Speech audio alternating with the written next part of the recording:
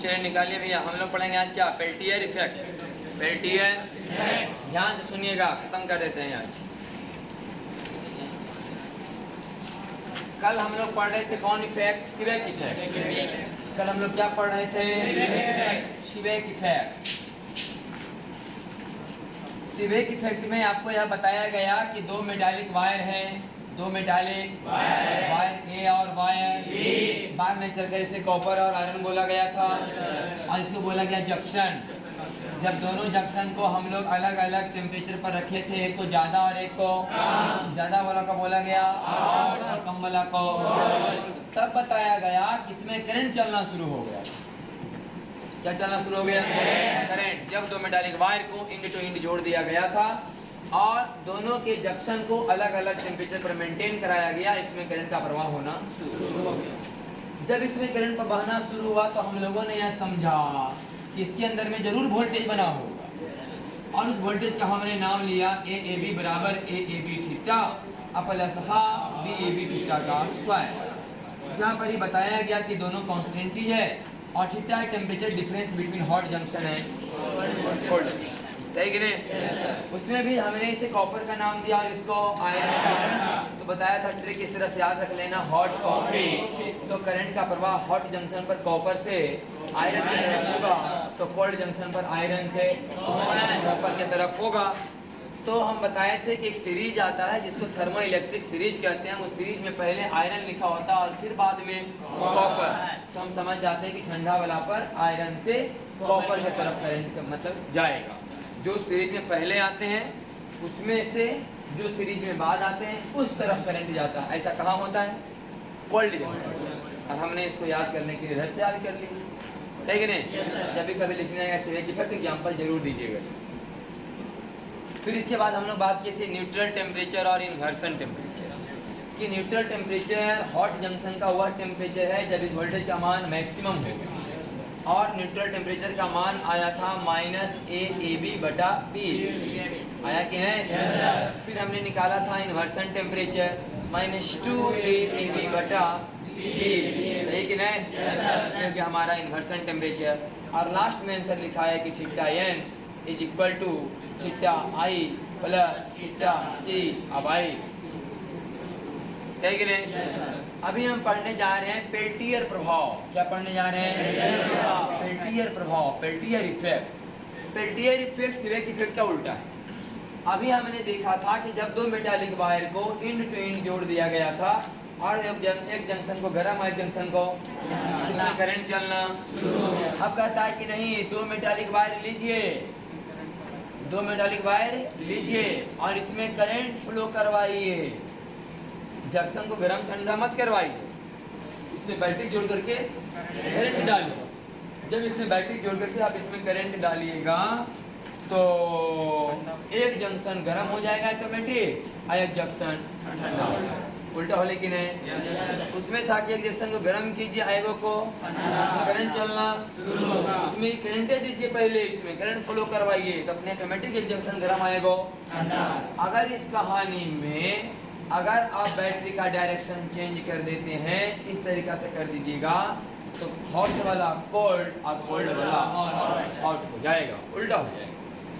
Current का direction change कीजिएगा, junction का जो हॉट है कोल्ड हो जाएगा और कोल्ड वाला हॉट हो जाएगा। इस प्रभाव को हम लोग क्या बोलते हैं, पेल्टियर। पेल्टियर पढ़ के सुना रहे हैं, पेल्टियर प्रभाव। लिखा it is reverse process of Seebeck effect है, लिखा हुआ ना। यह सीबेक प्रभाव का क्या है, रिवर्स है, उल्टा है।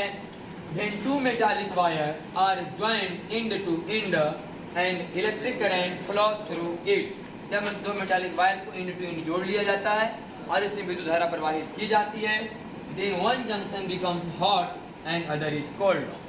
तो एक जंक्शन गर्म हो जाएगा और एक जंक्शन ठंडा हो जाएगा।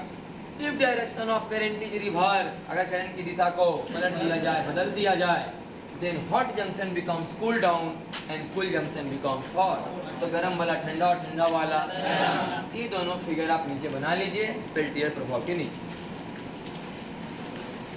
पेल्टियर प्रभाव के नीचे दोनों फिगर बना लीजिए।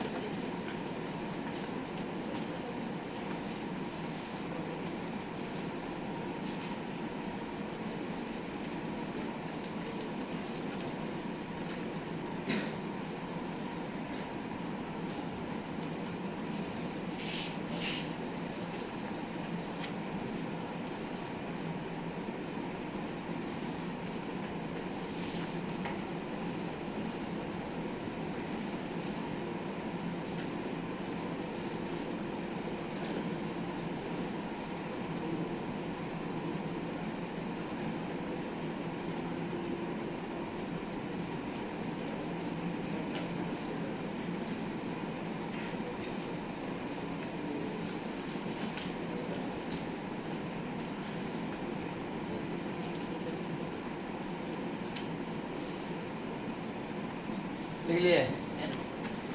अब पढ़ेंगे last topic, chemical effect of विद्युत धारा का रासायनिक प्रभाव, और इसको हम लोग क्या बोलेंगे, फैराडे लॉ। कौन लॉ है ये? फैराडे नहीं, फैराडे सैटरडे कर रहा है।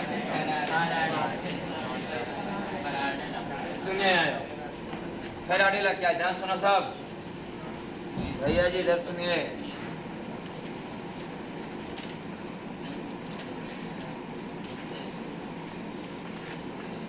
आप लोग केमिस्ट्री में पढ़ते हैं कभी इलेक्ट्रोप्लेटिंग क्या है?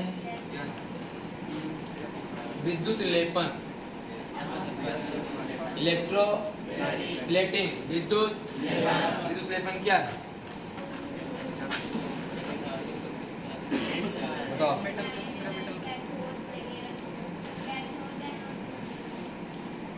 इलेक्ट्रोप्लेटिंग क्या है? ने सुना कि सस्ता वाला धातु पर महंगा धातु का पानी चढ़ा देता है कि नहीं? सस्ता धातु लिया जाता है और उस पर महंगा धातु का परत चढ़ा दिया जाता है, महंगा धातु पर जाकर डिपोजिट हो जाते हैं, जमा हो जाता है कि नहीं? इस घटना को हम लोग इलेक्ट्रोप्लेटिंग, विद्युत लेपन, तो कितना मास डिपोजिट होगा, कितना मास डिपोजिट होगा उस पर जमा होगा, उसी के बारे में कहानी है। ये एक बर्तन है जिसे हम लोग वोल्टामीटर कहते हैं। क्या कहते हैं? बताए थे शुरू में जब हम पढ़ रहे हैं वोल्ट मीटर, जिससे हम लोग रेसिस्टेंस के बीच का पोटेंशियल डिफरेंस मापते थे, और उसे कहाँ लगाया जाता था? पैरेलल में ना। और गैल्वेनोमीटर में वो हाई रेसिस्टेंस का वायर हम लोग सीरीज में लगाते थे, तो बनता था वोल्ट मीटर। जब वोल्ट मीटर बन जाता था, उससे विद्युत धारा मापने के लिए हम उसे कहाँ लगाते थे? पैरेलल में। बात ये भी सुने गए थे हम लोग कि वोल्ट मीटर का प्रतिरोध क्या होना चाहिए? बहुत ज़्यादा हाई होना चाहिए। और एक आइडियल वोल्ट मीटर का प्रतिरोध कितना होता है? इनफिनाइट, है कि नहीं? लगले खा जाता है। तो इस बर्तन को हम लोग बोलते हैं वोल्टामीटर।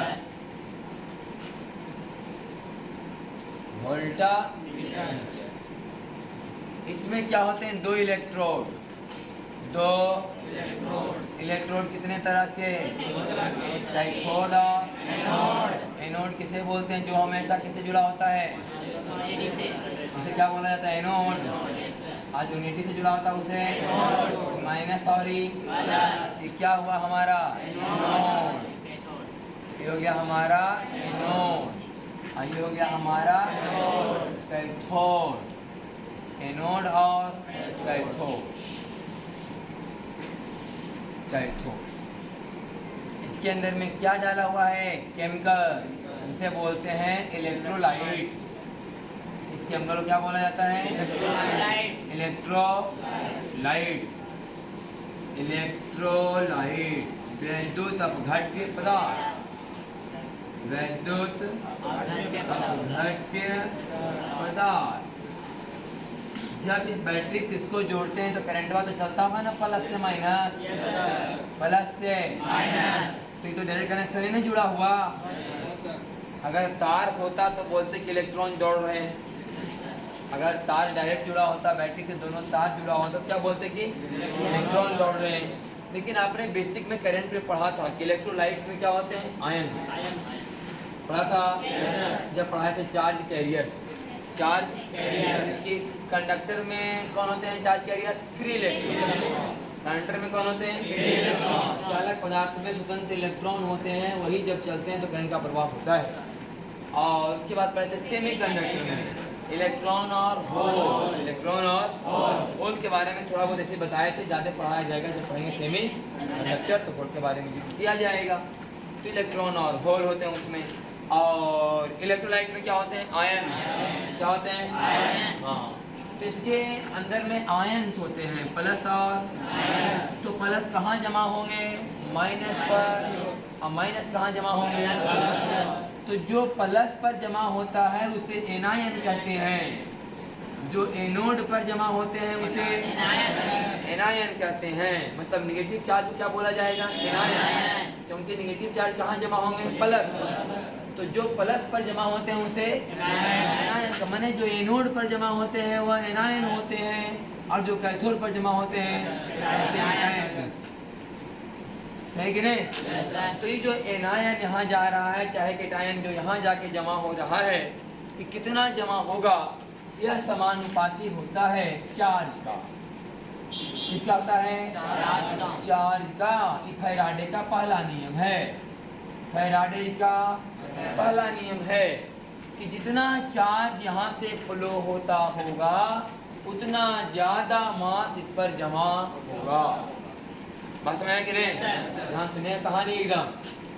किसी भी इलेक्ट्रोड पर, किसी भी इलेक्ट्रोड मतलब कैथोड और एनोड, इलेक्ट्रोड मतलब कैथोड और एनोड, कैथोड और एनोड अलग अलग बोलते हैं, ऐसे बोलते हैं हम लोग इलेक्ट्रोड।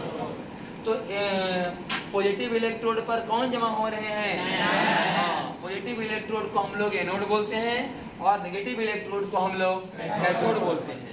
तो पॉजिटिव पर कौन जमा हो रहा है और नेगेटिव पर एनायन। तो पॉजिटिव पर जमा होने वाला एनायन या नेगेटिव पर जमा होने वाला एनायन जो भी है, ये इसका मास समानुपाती किसका होता है? चार्ज या करंट का। चार्ज या करंट का, चार्ज का। चार्ज बराबर करंट इनटू टाइम, चार्ज बराबर करंट इनटू टाइम। हाँ, ध्यान सुनिएगा मेरा कहानी पूरा यार, सुनने में ज्यादा समझना है, सुनते सुनते समझना, फोन पर ध्यान मत देना अभी। तो देखो भाई, चार्ज के समानुपाती करंट का समानुपाती नहीं है। मतलब अगर 10 एम्पियर करंट इसमें चला, 10 एम्पियर चला 2 सेकेंड तक, 10 एम्पियर करंट कितना सेकेंड तक? 2 सेकेंड तक। या 2 एम्पियर करंट चला 10 सेकेंड तक, दोनों ही हालात में मास का मान बस में है कि नहीं? 10 एम्पियर करंट चला 2 सेकेंड तक, तभी हो तो चार्ज 10 दूनी 20 किलो। और 2 एम्पियर करंट चला 10 सेकेंड तक, तभी हो चार्ज 10 दूनी 20। बस अंतर यही है कि उसमें क्या हुआ कि ज्यादा करंट चला तो कम ही समय में उतना मास जमा हो गया उस पर, और धीरे धीरे करंट चला तो समय बढ़ा लिया। समझ के नहीं? तो मास का जमा होना करंट के समानुपाती की चार्ज के? चार्ज के, करंट के नहीं। अगर करंट धीरे चल रहा है तो समय ज्यादा देना पड़ेगा, और करंट अगर तेज चल रहा है तो समय कम चल जाएगा आपका। बस समझ है कि नहीं? फैराडे का फर्स्ट लॉ है। फैराडे का क्या है? M समानुपाती Q, M समानुपाती Q है चार्ज, Q क्या है? चार्ज का फॉर्मूला करंट इनटू टाइम। हाँ, मैंने करंट और टाइम गुना करके देखना है, तब उसके समानुपाती है मास। तब कई बच्चा ने करंट मोटा मोटी समझ लेता है, गलत हो जाता है वहीं। किसी भी मान लिया जाए कि एक बर्तन ऐसा है, एक बर्तन कोई और की हिसाब है, यही ना भाई? कहीं और ऐसा सिस्टम में और लगा हुआ है, इसमें करंट चलेगा, ध्यान से सुनिएगा। इसमें करंट चल रहा है 5 एम्पियर, कितना? 5 एम्पियर। 5 एम्पियर चला 15 सेकेंड तक, 5 एम्पियर 15 सेकेंड तक। और दूसरा कोई और ऐसा सिस्टम है जिसमें 10 एम्पियर चल रहा है 20 सेकेंड तक, 10 एम्पियर चला 20 सेकेंड तक। किसमें मास जमा ज्यादा होगा? दूसरा वाला ना। इसमें 15 एम्पियर चला 5 सेकेंड तक बोले थे, और इसमें 20 एम्पियर। तो सिद्धांत दिख रहा है कि करंट इनटू टाइम का मान क्या है? ज्यादा। चार्ज देखना होता है, करंट नहीं। कभी कभी क्या होगा कि करंट वाला देखने में कम लगेगा। जैसे मान लिया हम बोल दें कि 2 एम्पियर चलते रहा 15 मिनट तक, 2 एम्पियर चला, यहाँ पर बोल दिया हम, मान लिया जाए कि 100 एम्पियर चला 5 मिनट आपका 5 सेकेंड तक, कौन ज्यादा होगा? 2 एम्पियर। 15 मिनट जाते होंगे भाई? 15 मिनट के मतलब 15 गुने 60, तो 15 छक तो 900 सेकेंड हो गए। कै एम्पियर? 2 एम्पियर ना, 1800 कूलम हो गए। आई बोले ली कै एम्पियर? 100 एम्पियर कितना देता है? 5 सेकेंड तक, तो 25 एम्पियर ना हो रही भाई। हाँ, तो करंट धीरे धीरे चल रहा है, समय भी तो है बहुत देर तक, तो ज्यादा चार्ज फ्लो करवा देगा ये। जितना ज्यादा चार्ज फ्लो होगा उतना ज्यादा मास जमा होगा। क्लियर? ठीक। एक ही और सीखिए। ये हम तब का बात कर रहे थे अभी जब ये केमिकलवा क्या था दोनों में। अभी जिस बर्तन के बारे में बात कर रहे थे ना कि 100 एम्पियर 10 सेकेंड तक, और ये बर्तन के बारे में बात कर रहे हैं ना, तो जो केमिकल इसमें वही केमिकल अगला बर्तन में भी है, मान के चलो। तभी हालात ऐसा था, सही कि नहीं? दोनों केमिकल क्या थे? Same chemical. तब जिसमें ज्यादा चार्ज फ्लो होगा उसमें ज्यादा मास जमा होगा। अब मान लो कि केमिकल अलग है और दूसरा बर्तन में केमिकल और इसमें करंट दिए 2 एम्पियर 10 सेकेंड तक, 2 एम्पियर 10 सेकेंड तक, इसमें 10 एम्पियर 2 सेकेंड तक, इससे मास ज्यादा जमा होगा? बराबर नहीं होगा, क्योंकि दोनों केमिकल हाँ तब तक सही है इतना तक फॉर्मूला जब दोनों केमिकल हाँ मैंने ये केमिकल है ऐसा ही एकदम सेम केमिकल किसी और जगह दूसरे बर्तन में भी वही केमिकल है, तो इसमें जितना चार्ज दो उसमें भी उतना ही चार्ज दो, तो दोनों में मास जमा बराबर। इसमें चार्ज ज्यादा तो उसमें चार्ज कम, तो इसमें ज्यादा जमा होगा, इसमें चार्ज कम तो इसमें चार्ज इसमें ज्यादा जमा होगा। ये सब तब का बात है जब दोनों में केमिकल सेम होगा।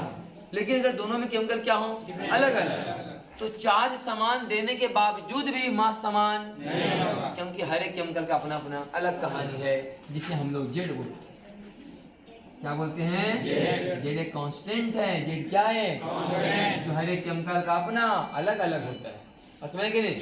जेड क्या है? कांस्टेंट, जो हर एक केमिकल का अपना जेड को पढ़ते हैं ईसी। क्या पढ़ते हैं? ईसी, इलेक्ट्रोकेमिकल इक्विवेलेंट, वैद्युत रासायनिक तुल्यांक। इसे पढ़ते हैं हम लोग इलेक्ट्रो केमिकल इक्विवेलेंट, वैद्युत रासायनिक तुल्यांक। और हर एक केमिकल का अलग अलग होता है वैद्युत रासायनिक तुल्यांक। समझ आया कि नहीं? इसका मतलब अगर चार्ज समान भी दिया जाएगा फिर भी मास का जमाव समान नहीं होगा, वह समानुपाती किसके हो जाएगा? जेड। तो यहाँ पर हमने दो चीज सीखा इस फॉर्मूला से कि यदि केमिकल सेम हो, यदि क्या हो? केमिकल सेम हो तो मास समानुपाती क्या होगा? चार्ज। और यदि चार्ज सेम हो तो मास समानुपाती क्या होगा? जेड। समझ आ रहा है कि नहीं? दो बर्तन में समान केमिकल रखे गए हैं तब जो मास का जमाव है किस पर जाएगा? हाँ, जिसमें ज्यादा चार्ज फ्लो हुआ उसमें ज्यादा मास जमा होगा, जिसमें कम चार्ज फ्लो हुआ उसमें कम मास जमा होगा। लेकिन अगर दोनों केमिकल क्या हो? अलग अलग।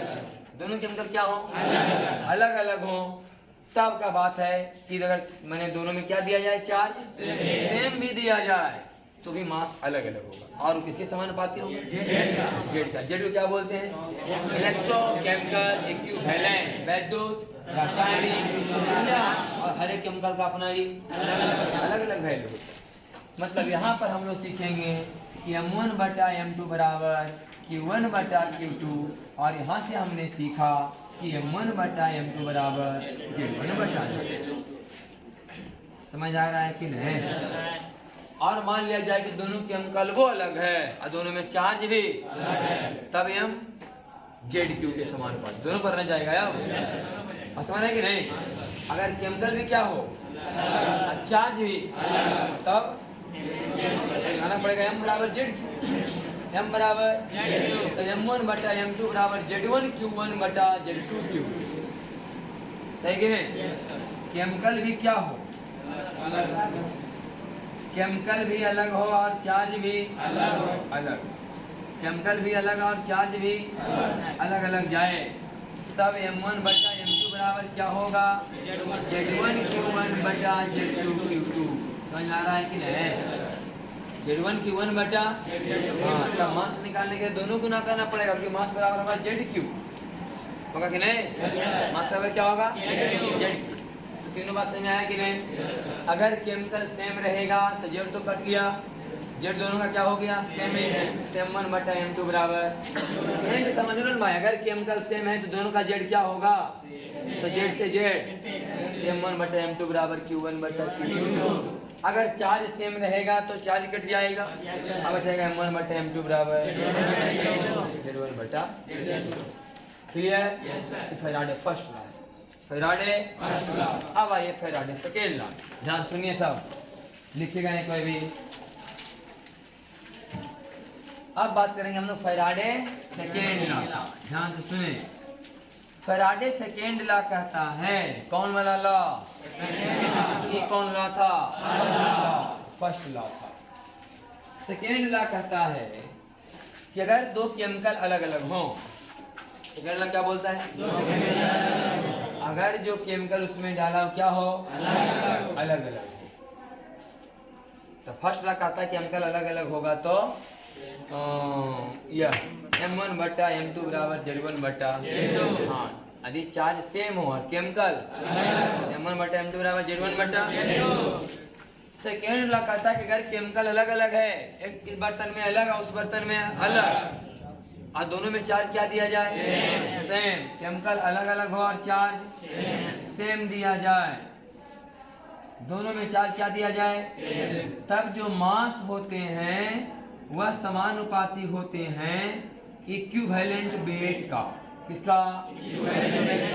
इक्विवेलेंट वेट का। समझता है इक्विवेलेंट वेट मतलब समतुल्य भार। कौन भार? समतुल्य भार का फॉर्मूला क्या होता है? एटॉमिक वेट बटा वैलेंसी। एटॉमिक वेट बटा वैलेंसी बराबर इक्विवेलेंट वेट। पढ़ा है कि नहीं?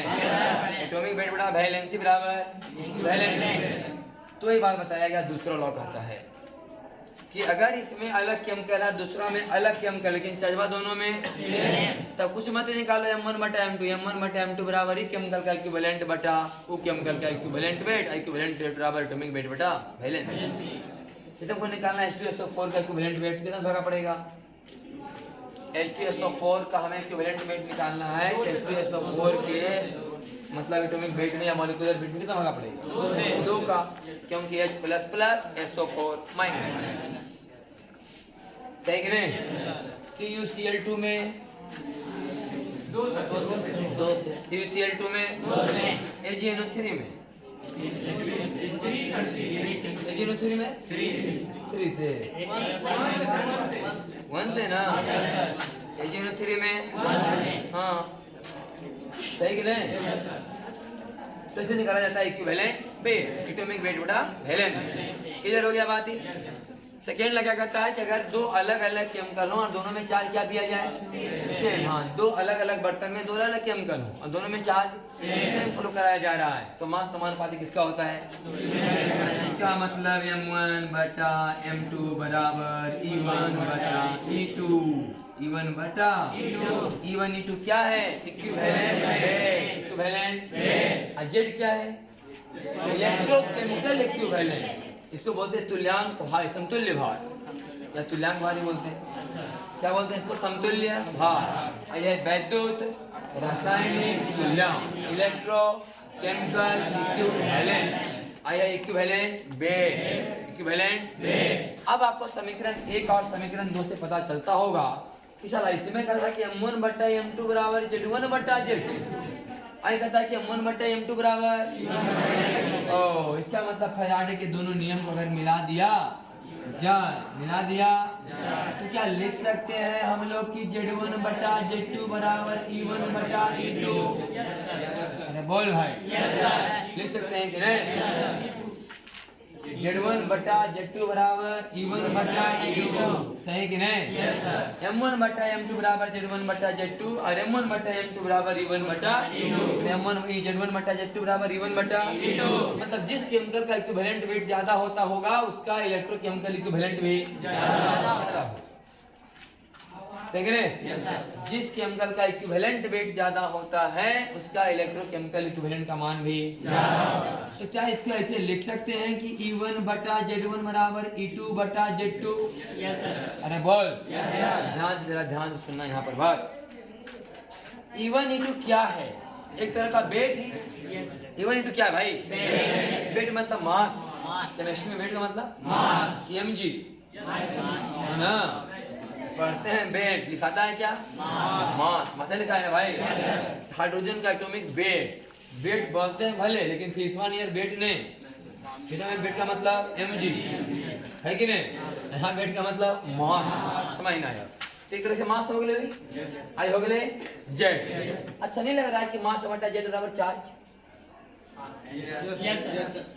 मास बटा जेड बराबर ओ। अब साला समझ लो भाई, इसका मतलब ये हुआ कि ई जितना है उतना ही हो है। समझ नहीं पहले, जितना है उतना ही नहीं हुआ है ना? मतलब जितना चार्ज ई है उतना ही चार्ज। ये बात तो वही पढ़ा हुई है। ये दोनों तब का बात है ना जब चार्ज क्या है दोनों में सेम।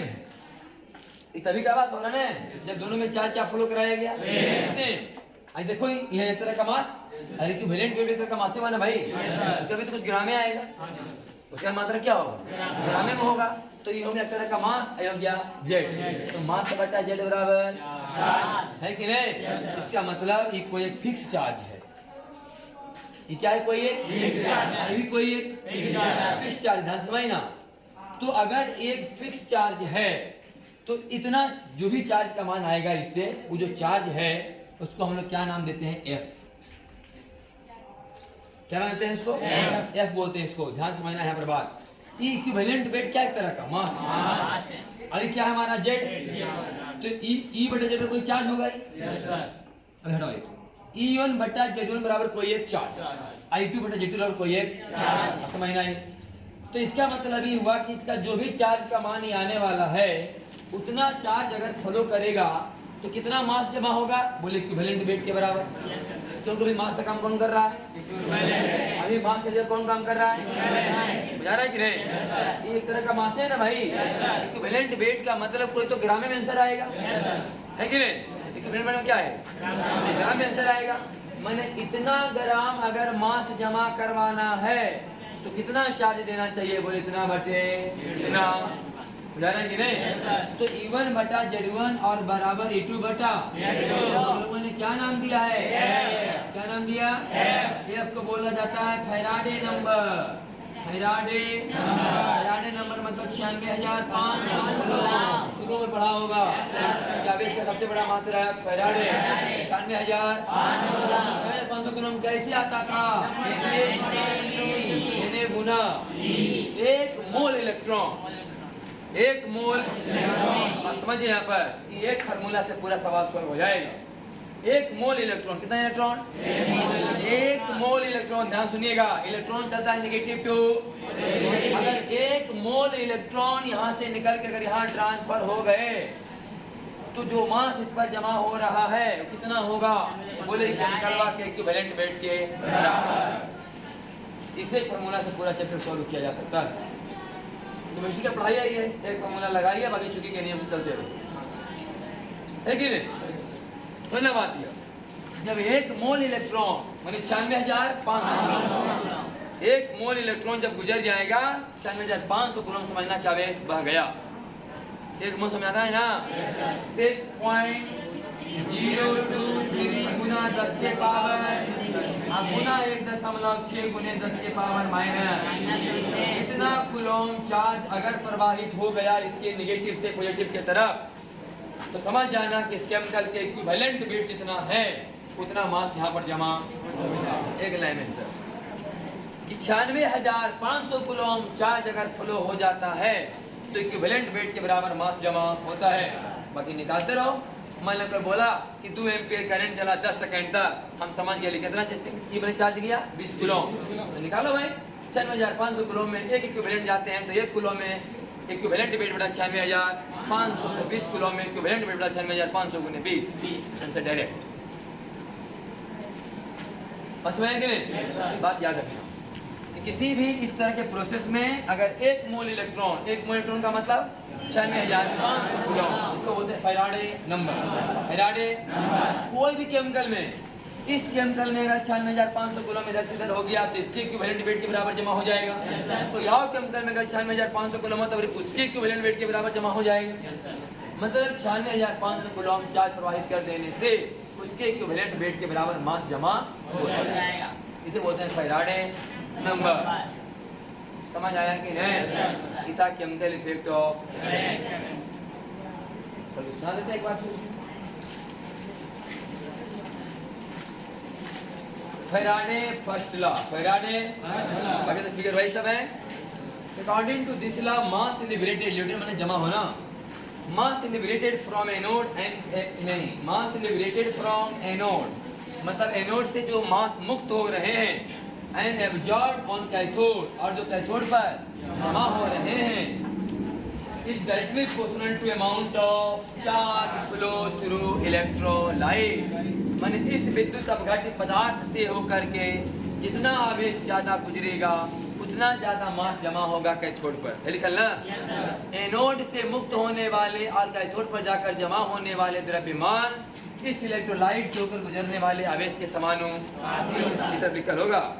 कैथोड पर जमा होने वाले द्रव्यमान वैद्युत अपघट्य पदार्थ से होकर गुजरने वाले आवेश के समानुपाती। जितना ज्यादा इस इलेक्ट्रोलाइट से चार्ज का प्रवाह होगा उतना ज्यादा इस कैथोड पर मास जमा होगा। इसलिए न हम लोग सस्ता धातु का कैथोड बना देते हैं और महंगा धातु का एनोड। अब एनोड पर से द्रव्यमान निकलेगा और कैथोड पर जाकर के तो उस महंगा धातु का लेयरवा जाके सस्ता धातु पर बैठ समझ गए नहीं? इसे बोलते हैं इलेक्ट्रोप्लेटिंग, वैद्युत विद्युत लेपन। वैद्युत समझ लेपन मतलब हाँ, गांव घर में तो निपा पोती रोज और ले लेपन खबर के नहीं, मट्टी वाला घर और गोबर से लेप बोले वैद्युत लेपन कर लिया। तो मास डाटे पसंद क्या हो गया? चार सब लिखा हुआ है। जेड का क्यू बराबर क्या लिखाएगा? I T. एम बराबर हो गया जेड आई टी। जेड को बोलते हैं इलेक्ट्रोकेमिकल इक्विवेलेंट, वैद्युत रासायनिक तुल्य। सब बात नीचे लिखा हुआ है कि अगर जेड कांस्टेंट रहा तो समानुपाती क्यू, अगर क्यू कांस्टेंट रहा तो समानुपाती m1 बटा m2 बराबर z1 बटा इधर है सब एंड ला। If same amount of charge is flow through different electrolyte, अगर दो अलग अलग इलेक्ट्रोलाइट्स में समान चार्ज प्रवाहित कराया जाए, then amount of mass liberated or absorbed is directly proportional to equivalent weight of electrolyte। निकलना कि दो अलग अलग इलेक्ट्रोलाइट में अगर समान चार्ज प्रवाहित कराया जाएगा तब जो कैथोड पर द्रव्यमान जमा होंगे वह इलेक्ट्रोलाइट के समतुल्य भार के समानुपाती इक्विवेलेंट वेट के समानुपाती निकले। यदि विभिन्न वैद्युत अपघट्य पदार्थ से होकर समान आवेश प्रवाहित किया जाए तो इलेक्ट्रोडों पर जमा या मुक्त होने वाले द्रव्यमान उस वैद्युत पदार्थ के समतुल्य भार के समानुपाती m1 बटा m2 बराबर e1 बटा मगर हम लिखा है इक्विवेलेंट वेट बराबर एटॉमिक वेट बटा बैलेंस फैक्टर पहले कल। कभी कभी ना रिएक्शन के माध्यम से भी तुम लोग निकालता होगा वैलेंसी। रिडॉक्स रिएक्शन पढ़ा है, इसने निकाला होता है ना वैलेंसी फैक्टर, बैलेंस फैक्टर उससे भी निकाला जाता है इक्विवेलेंट वेट। तो वही लिखा फिर समीकरण एक और दूसरे लिखा गया m1 बटा m2 बराबर z1 बटा z2 बराबर e1 बटा फिर देखिए e1 बटा e2 बराबर z1 बटा e1 बटा e2 बराबर z1 बटा बैठ लिखा हुआ है। ठीक वहाँ सुधारो तो वहाँ करो e1 बटा z1 बराबर e2 बटा z2। वहाँ सुधारो भाई e1 बटा e2 बराबर z1 बटा z2 लिखा है ना, वहाँ लिखो e1 बटा z1 बराबर e2 बटा z2। e1 बटा z1 बराबर e2 बटा z2 करना, जहाँ पर चार्ज लिखा है 96,500 कूलम फैराडे नंबर उपला लेनी हमें। e1 बटा z1 बराबर e2 बटा z2। e बटा z ना होगा चार्ज, क्योंकि e एक तरह का मास और z है तो मास बटे z बराबर चार्ज। देखो यहाँ से मास बटा z बराबर चार्ज, आई यूनिटी क्या बचा? चार्ज। हो गया मास, हो गया z, मास बटा z बराबर चार्ज। वहाँ होगा e1 बटा z1 बराबर e2 बटा z2। चार्ज 96,000 और 96,500 कूलम कैसे आता है?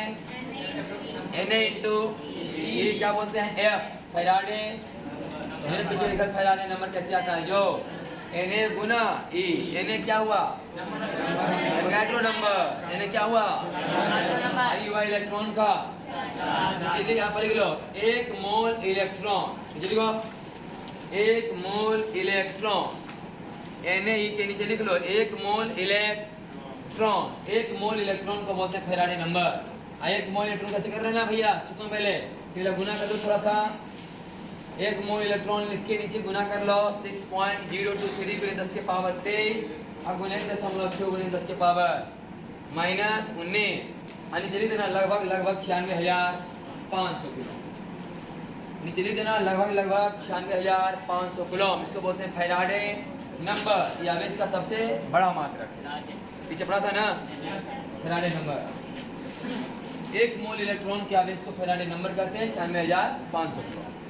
और इतना चार्ज अगर किसी इलेक्ट्रोलाइट से बहा दिया जाए, फ्लो करवा दिया जाए तो इस इलेक्ट्रोलाइट के इक्विवेलेंट वेट के बराबर मास क्या हो जाएगा? जमा हो जाएगा। हो गया हमारा केमिकल इफेक्ट ऑफ। कल से रिवीजन स्टार्ट हो जाएगा। कल आप लेके आइएगा इलेक्ट्रोस्टैटिक फर्स्ट, इलेक्ट्रोस्टैटिक सब कल लेके आइएगा। स्टार्टिंग से पढ़ाया होगा, इसके बाद छुट्टी का कोई गारंटी मेरा नहीं। उसके बाद हमको जिम्मेवार मत ठहराइएगा। हो सके